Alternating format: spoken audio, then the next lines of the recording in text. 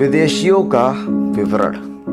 प्राचीन काल से ही भारत में विदेशी यात्रियों के लिए आकर्षण का केंद्र रहा है। यहाँ पर यूनानी, रोमन, चीनी यात्री, अरबी लेखक और विभिन्न क्षेत्रों से समय समय पर यात्री आते रहे, जिन्होंने भारतीय इतिहास, यहाँ की संस्कृति और सभ्यता के बारे में वर्णन किया है। हेरोडोटस, जिसे इतिहास का जनक कहते हैं, और इन्होंने 5वीं शताब्दी ईसा पूर्व में हिस्टोरिका नामक पुस्तक की रचना की। इसमें तत्कालीन भारत और फारस के बीच संबंधों का उल्लेख किया गया। मेगास्थनीज सेलुकस का राजदूत था। ये चंद्रगुप्त मौर्य के दरबार में लगभग 14 वर्ष तक रहा। इन्होंने इंडिका नामक ग्रंथ की रचना भी की, जिसमें तत्कालीन मौर्य वंश के सभ्यता और संस्कृति का वर्णन है। प्लिनी का नेचुरल हिस्टोरिका से भी भारतीय इतिहास का वर्णन मिलता है। टेसियस ईरान का राज्यवैद्य था, जिसने कहानियों के माध्यम से भारत के बारे में विवरण प्रस्तुत किया है। फायान, चीनी यात्री फायान चंद्रगुप्त विक्रमादित्य द्वितीय के समय भारत आया था। उसने अपने लेख में भारत की सामाजिक, धार्मिक और आर्थिक स्थिति पर प्रकाश डाला है। उसकी रचना बौद्ध धर्म पर लिखी गई है। सोर्स ऑफ इंडियन हिस्ट्री के रूप में चीनी यात्री वैनसोंग का विवरण है। वैनसोंग कन्नौज के राजा हर्षवर्धन के शासनकाल में भारत आए। भारत में 15 वर्ष रुकने के बाद 645 ईस्वी में वो चीन लौट गया। उसने 6 वर्षों तक बिहार के विश्व प्रसिद्ध नालंदा विश्वविद्यालय में अध्ययन किया।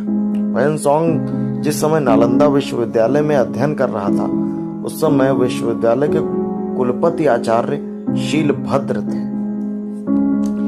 इत्सिंग, चीनी यात्री इत्सिंग एक बौद्ध भिक्षु था। वो इंडोनेशिया के सुमात्रा द्वीप समूह के रास्ते 675 ईस्वी में भारत आया और करीब 10 वर्षों तक नालंदा विश्वविद्यालय में रहकर आचार्यों से संस्कृत एवं बौद्ध धर्मों के ग्रंथों को पढ़ा।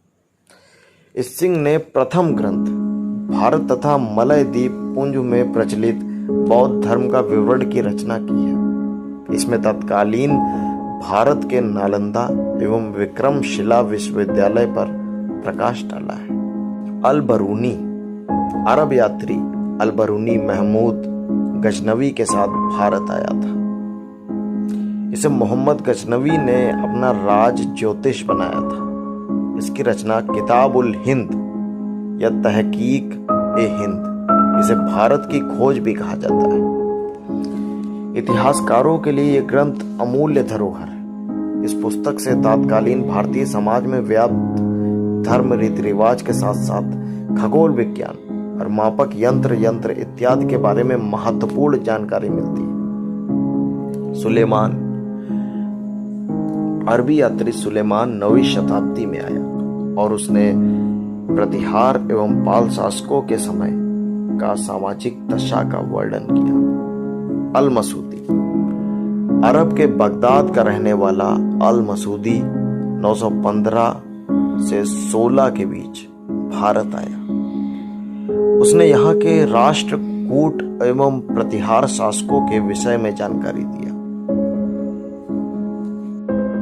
इब्न बतूता, अरब का प्रसिद्ध विद्वान और लेखक इब्न बतूता 14वीं शताब्दी में भारत आया।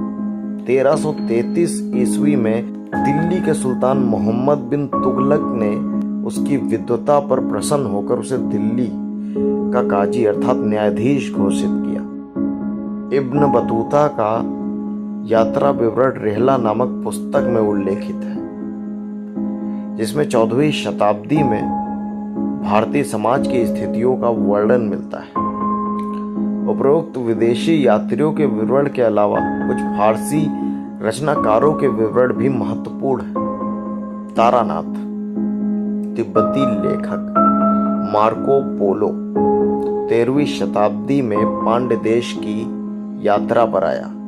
फिरदौसी, रचना शाहनामा, चाचनामा आदि, अबुल फजल, अकबरनामा।